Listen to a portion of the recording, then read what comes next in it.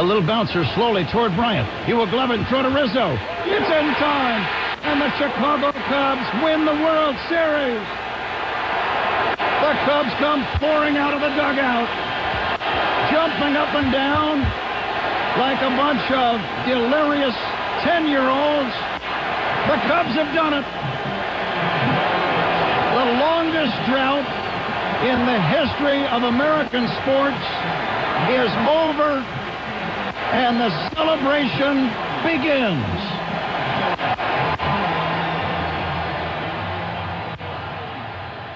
Pat Hughes is one of the most recognizable voices in the city of Chicago and has been for nearly 3 decades. The 9-time Illinois Sportscaster of the Year and now Cubs Hall of Famer has left his mark on the sport of baseball and its fans, whether that's in Chicago or all around the country.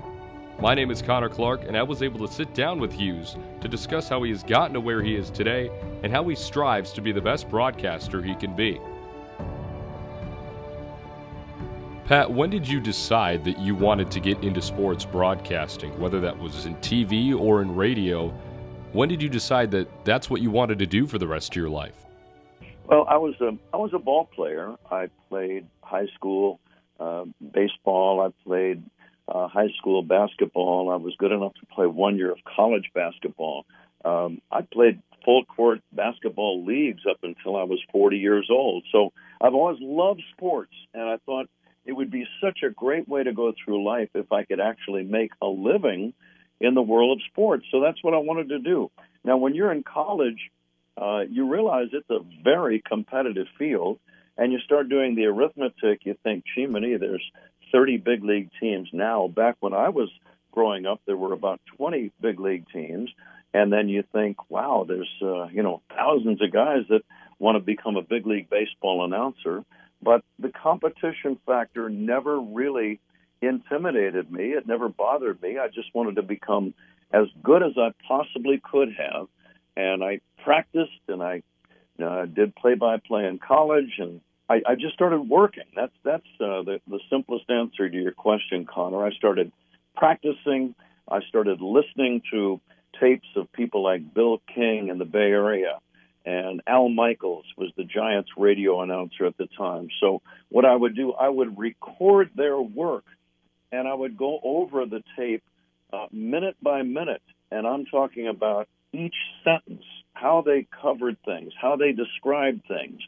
And I started writing things down, and then I would implement those ideas into my own work. I never wanted to copy any one person, and there's an old saying, if you copy from one person, it's plagiarism. But if you copy from a lot of people, it's called research. You've been with the Cubs since 1995, and you've been able to witness a lot of historical moments from the broadcast booth. Whether that's 2003 or 2016, take us through some of those moments from your point of view. Yeah, you're right. We've had some good times, some bad times. We had a great season in 2016. We had some disappointments. 1997, my second year with the Cubs, we started 0-14, and so that was kind of a downer. You mentioned 2003. I thought we were going to go to the World Series. I really did. We took a 3-1 games lead in the NLCS against Florida, but just couldn't get it done. And it was difficult. It was disappointing. But then the middle of the last decade came around, 2015. Everything kind of started to come together, I think, when Joe Madden arrived, and so did Chris Bryant, and John Lester arrived as a free agent. So those three guys, and then the emergence of guys like Javier Baez and Addison Russell, and Jake Arrieta became the best pitcher on the planet for a while in 2015.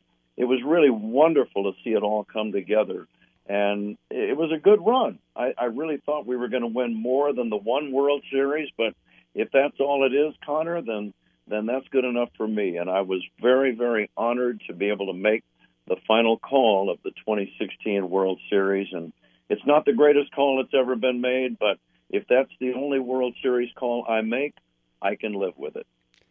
Nolan Arenado So of the 14 that were inducted, only two, or that were considered, only two came in. Jose was one, and I'll let you talk about the other one that's going in, Pat. Here's a little bio on the other person who's going in. Can you read that there, partner? I think it says, this is me going into the Hall of Fame.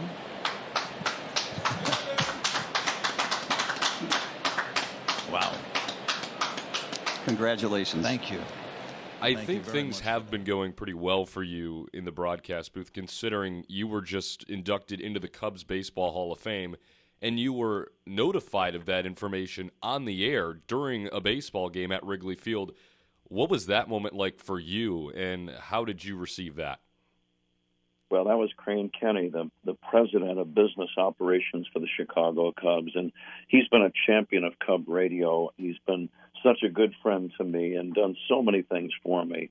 And I know he was behind that in many, many different ways. So, yes, and Crane, by the way, was just inducted into the Chicagoland Sports Hall of Fame, which was very prestigious for him earlier this week. But it came out of the blue. I was hoping to be part of the Cubs Hall of Fame once you're somewhere for 25 or now 27, and if I stay healthy, 28 years next year. You do hope that these things come along, but you never think about it. It's something you just continue to do your job. You do it as well as you possibly can, and if you're lucky enough to stay healthy enough and good enough to stay somewhere for that long, these are the kinds of things that happen. But it was a very sweet moment. It was the Cubs and Cardinals, which made it extra sweet, and he kind of surprised me on the air. We were talking about the new inductees into the Cubs Hall of Fame, and he mentioned Buck O'Neill, and he mentioned Jose Cardinal, and then he said, oh, by the way, there's a third member, and here I want you to read it, Pat. And there's a piece of paper. It says Pat Hughes, and then some of my accomplishments. And there I am live on Cubs radio, and I think they also put it on TV for a few minutes. But it was a great moment, a moment I'll never forget, and I'm very pleased to be part of the Hall of Fame. Pat's drive and masterful work in the big leagues is inspiring to broadcasters in the Cubs minor league system. Alex Cohen, voice of the AAA Iowa Cubs, says Hughes sets the standard for him and fellow broadcasters looking to make it to the top. I just think that he sets a standard for the Cubs organization. And when you think of Cubs broadcast, it's not just Pat, but it's also Boog and Len Casper in the big leagues. And then you go to the minor leagues. It's myself. It's Mick Gillespie.